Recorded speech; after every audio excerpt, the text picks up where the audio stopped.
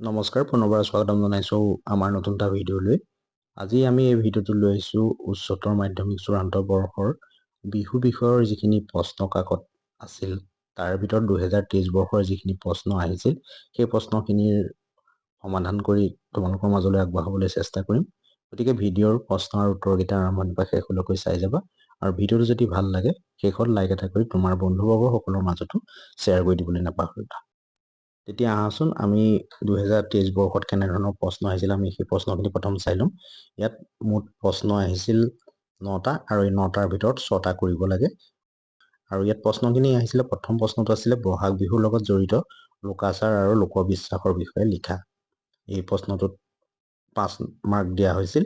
আৰু দ্বিতীয়টো প্ৰশ্ন আহিছিলে দেউৰী জনগোষ্ঠীৰ মাজত প্ৰচলিত বহাগ বিহু সম্পৰ্কীয় লোকাচাৰ আৰু লোকবিশ্বাসৰ বিষয়ে লিখা। তৃতীয়টো প্ৰশ্ন আহিছিল নৃত্যধৰ্মী আৰু গীতিধৰ্মী চেওঁ কাক বোলে ব্যাখ্যা কৰা। 4 নম্বৰ প্ৰশ্নটোত আহিছিল গাভৰু বিহু বাদ্যসমূহৰ বিষয়ে আলোচনা কৰা। 5 নম্বৰ প্ৰশ্নটোত আহিছিলে সাতটিটা গছপুলি বুলিলে কি বুজা, ব্যাখ্যা কৰা।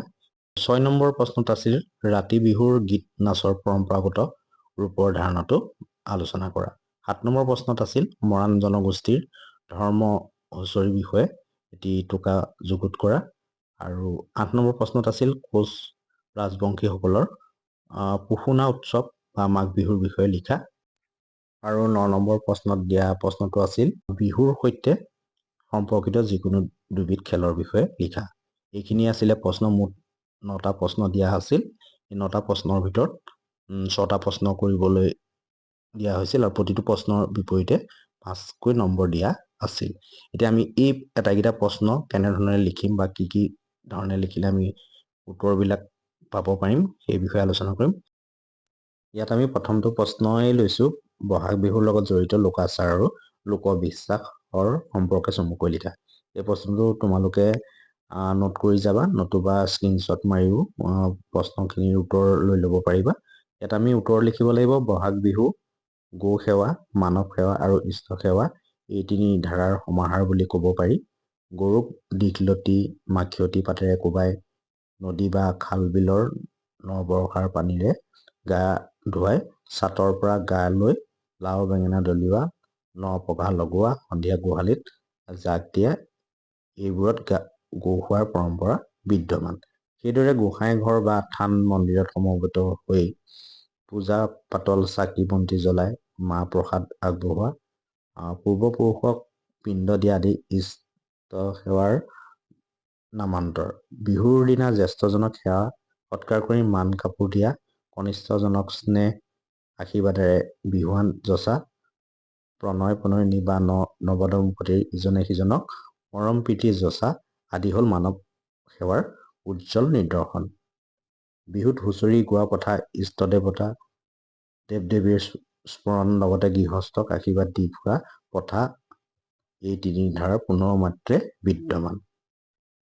ৰঙালী বিহুৰ আটাইতকৈ ডাঙৰ কথাটি হ'ল কৃষিকাৰ্যৰ আৰম্ভণিতে মাটিৰ উৰ্বৰতা শক্তি বৃদ্ধিৰ উদ্দেশ্যে প্ৰতীকী অৰ্থত ডেকা গাভৰুৱে জনগন্তি বিহুনাম বন ঘোষাৰে প্ৰণয় যচা আৰু জীৱন লগৰীৰ নিৰ্বাচন কৰা প্ৰথাটি।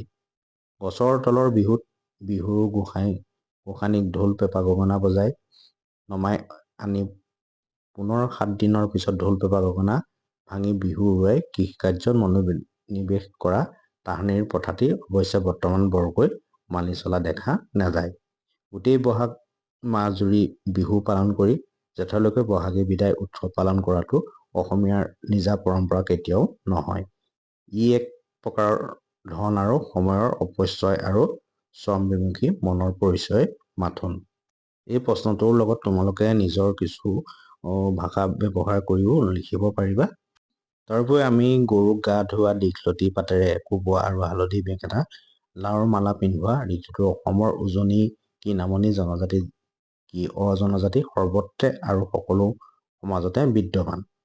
নানা ধৰণৰ বেমাৰ প্ৰতিষেধক হিচাপে কাম কৰাৰ উপৰিও এই বনৌষধিৰে মহ ডাঁহ দূৰ কৰি চুট খৰে খোৱা ৰোগ আদি আৰোগ্য কৰি কৃষিজীৱী লোকৰ গো পালনৰ ইতিবাচক দিশৰ লগতে গো পূজা বা পশু প্ৰেম আদি ধৰ্মীয় কৃত্য সম্পাদন কৰিছে বুলি ধাৰণা কৰিব পাৰি। প্ৰশ্নটো যিহেতু 5 নম্বৰ কাৰণে সেইকাৰণে তোমালোকে প্ৰায় 200 মান শব্দৰ ভিতৰত লিখিবলৈ চেষ্টা কৰিবা। ঠিক আছে, আমি পিছৰটো প্ৰশ্নলৈ আগবাঢ়িছোঁ। দ্বিতীয়টো প্ৰশ্ন আছিলে দেউৰী জনগোষ্ঠীৰ মাজত প্ৰচলিত বহাগ বিহু সম্পৰ্কীয় লোকাচাৰ আৰু লোকবিশ্বাসৰ বিষয়ে লিখা। ইয়াত আমি দেউৰী জনগোষ্ঠীৰ মাজত প্ৰচলিত বহাগ বিহু সম্পৰ্কীয় লোকাচাৰ আৰু লোকবিশ্বাসৰ বিষয়ে লিখিবলৈ কৈছে, আৰু ইয়াত আমি প্ৰায় 200 মান শব্দৰ ভিতৰতে লিখিব লাগিব, যিহেতু প্ৰশ্নটো 5 নম্বৰ কাৰণে দিছে। আমি ইয়াত কোনখিনি কথা লিখিম? বহাগ বিহুত দেউৰীসকলে প্ৰথমে ইষ্ট দেৱ দেৱীক আৰাধনা কৰি লয়।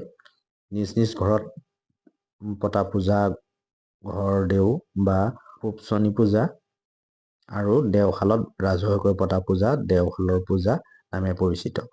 বুধবাৰৰ দিনা দেওঘৰৰ সাৰ্বজনীনভাৱে পূজা পাৰ্বণ আৰু সমূহে ভোজ লৈ যোৱাৰ পিছত গাঁৱৰ ঘৰে ঘৰে বিহু উপলক্ষে মাংগলিক কাৰ্য বা মাংগলিক কৰ্ম, খোৱা লোৱা আদিৰ লগতে বিহুৰ ৰং ৰহস্য আৰম্ভ হয় আৰু ই 7 দিনলৈ চলে।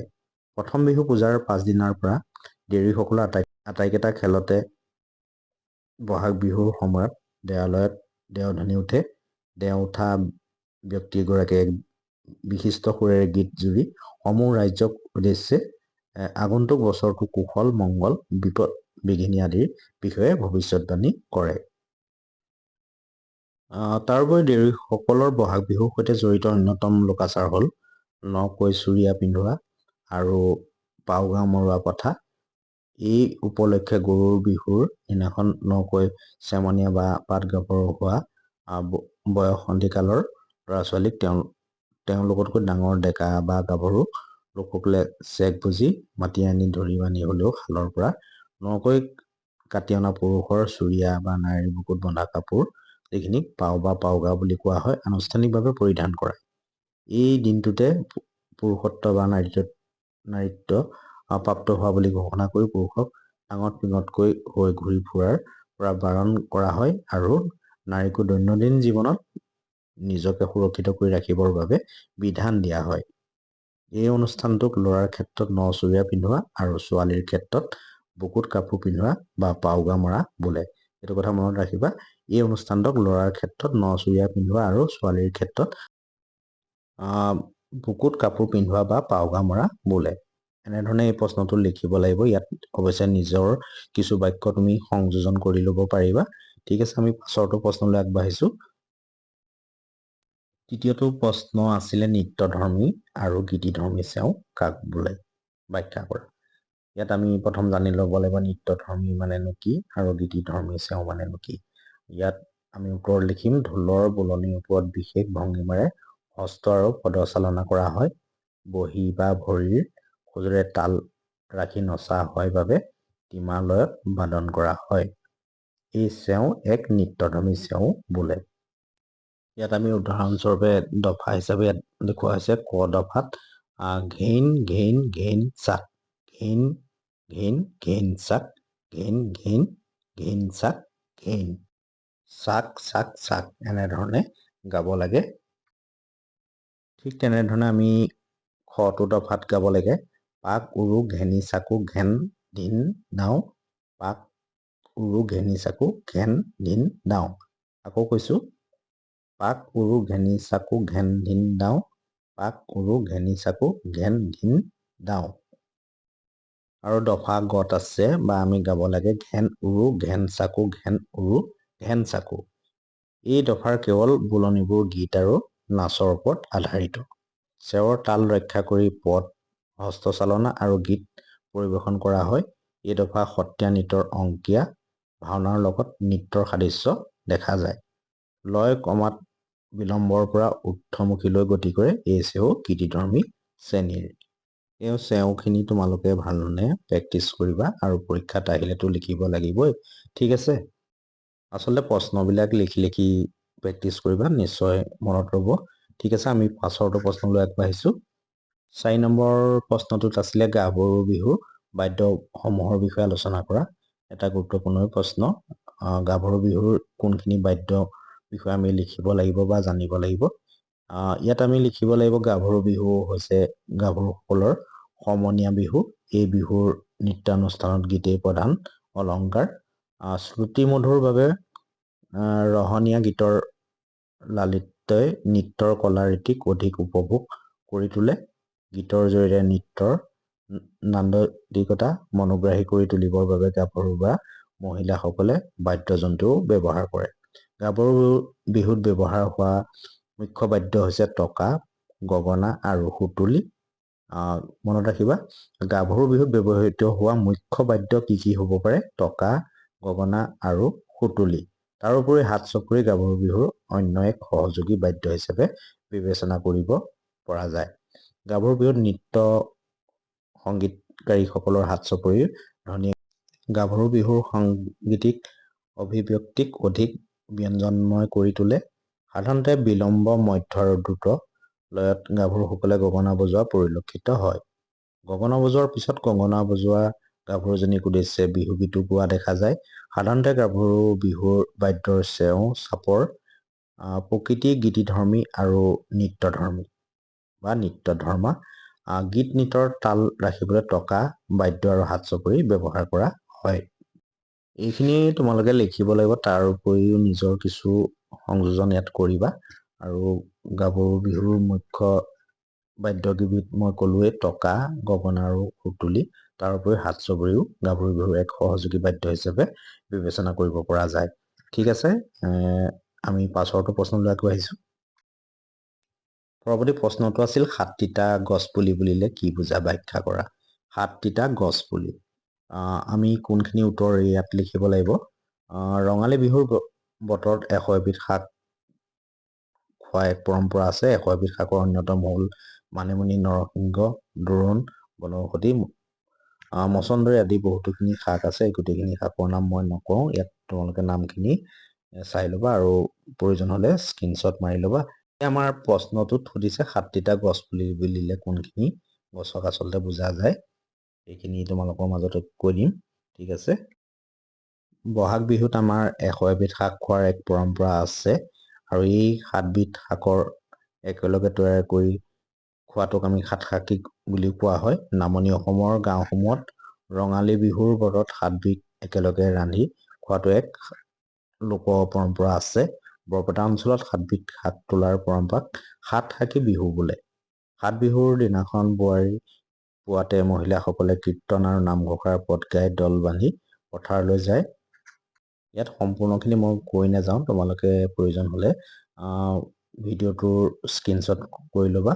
ইয়াত কোৱা হৈছে, নদী, বিল, পুখুৰীত গা ধুই হাবিতলীয়া ঠাইত সাত তোলে। শাক তোলাৰ আগতে কিছু সময় গছৰ তলত নাম প্ৰসংগ কৰে। শাক তোলোতে বৰপেটীয়া কথিত ভাষাত ঠাৰত এটা গীত গায়। সেই গীতবিলাক এনেকুৱা ধৰণৰ: সাঠেকৰ কি নাও হে, ভোমোৰাই কয় পাৰ্বতী নাও হে, সাঠেক তুলিবাকে যাওঁ। লোকবিশ্বাস আছে যে সাতশাকি বিহুৰ সময়ত বন্ধ্যা বা বাজী মহিলাই পথাৰলৈ গৈ নগ্ন নৃত্য কৰি থকা সময়খিনিত সন্তান লাভৰ বাবে আশীৰ্বাদ বিচাৰিলে মনৰ আশা পূৰ্ণ হয়। নৃত্য কৰোঁতে বহু গুপ্ত কথাও পাতে, সেয়ে সাত তোলা বিহুৰ পৰ্বক বহুতে গুপ্ত বিহু বুলিও কয়। ৰঙালী বিহুৰ বতৰত 7বিধ তিতা খায়। 7বিধ তিতা সামগ্ৰীক একেলগে সাততিতা বুলি কোৱা হয়।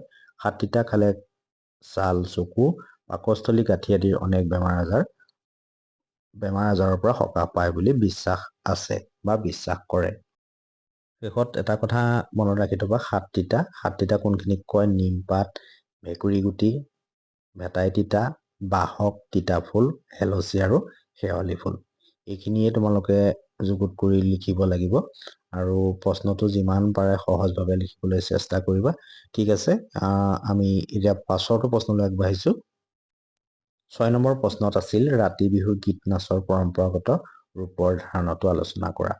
ৰাতি বিহুৰ গীত মাতৰ নাচৰ পৰম্পৰাগত ৰূপৰ ধাৰণাটো আলোচনা কৰা। আমি এইটো 5 নম্বৰ কাৰণে লিখিব লাগিব, প্ৰায় 200 শব্দৰ ভিতৰতে লিখিলে ভাল হয়।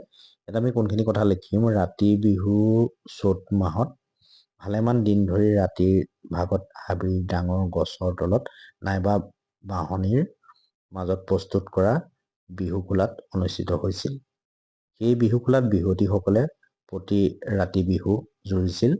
বিহুৱতীসকলে কিছু সময় বিহু মৰাৰ পিছত নাতি দূৰৰ পৰা বিহুৱা ডেকাহঁতে অংশগ্ৰহণ কৰিছিল। তাৰপিছত আমি এইখিনি কথা লিখিব লাগিব। ৰাতি বিহুত বিহুৱতীয়ে বজোৱা বাদ্য কেইবিধ গাভৰু বিহুৰ সৈতে প্ৰায় একে। টকা, গগনা আৰু সুতুলি। বিহুৱা ডেকাই অংশগ্ৰহণ কৰাৰ পূৰ্ব অংশ চলিছিল গাভৰু বিহুৰ দৰে। বিহুৱতীসকলে যোজনা আৰু ছন্দবদ্ধভাৱে দুয়োটা প্ৰকাৰে বিহুনাম গাইছিল আৰু নাচিছিল। ছন্দবদ্ধভাৱে তালত গাওঁতে টকা আৰু হাত চাপৰি সংগত কৰিছিল। মাজে মাজে সুতুলিও সংগ কৰিছিল, যদিও এই বাদ্য সংগত নকৰাকৈ গোৱা হৈছিল। টকাৰ টক টক টক টক এই তালেই আছিল বিহুৰো ছন্দবদ্ধভাৱে তালত গোৱা বিহুনামৰ তাল বা ছন্দ। ছন্দবদ্ধ তালত বিহুনাম গোৱা মুখ্য শৈলীও গাভৰু বিহুৰ সৈতে একে। দুলৰি চন্দৰ বিহুনামৰ ফাঁকি একাজৰি লেখাৰিকৈ গোৱাটো। একাজৰিকৈ বিহুনামৰ অন্তত কিছু সময় কেৱল টকা আৰু বজায়।